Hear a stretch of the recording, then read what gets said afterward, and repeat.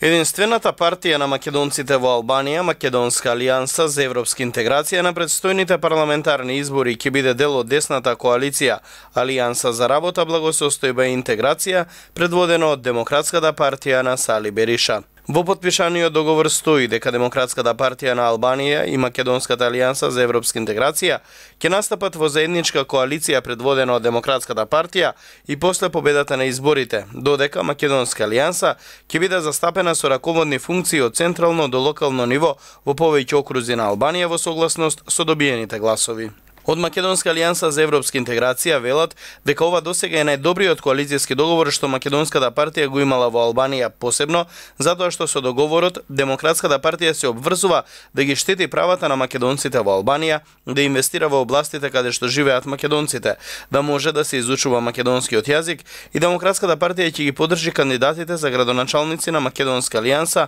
за локалните избори 2015 година во општините Пустец, Мала Преспа и Требиште во Голобрдо.